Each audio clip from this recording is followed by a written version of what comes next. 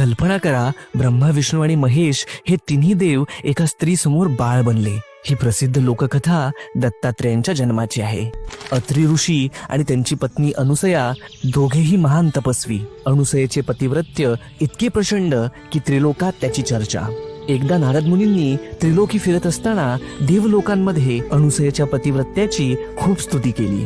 ती स्तुती ऐकून देवी सरस्वती, लक्ष्मी आणि पार्वती यांना मत्सर वाटू लागला. आमच्यापेक्षा कोणी श्रेष्ठ? त्यांनी आपल्या पतींना भाग पाडलं की जाऊन अनुसयेची परीक्षा घ्या.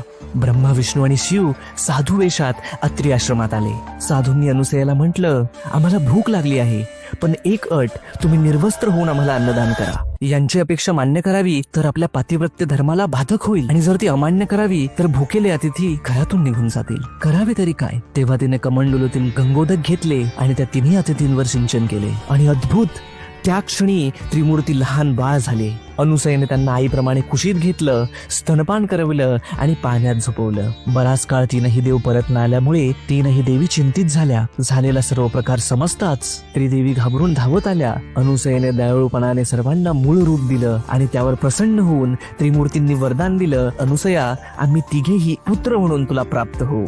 आणि अशा प्रकारे जन्म झाला त्रिगुणात्मक त्रयमूर्ती दत्त भगवान यांचा. श्री गुरुदेव दत्त.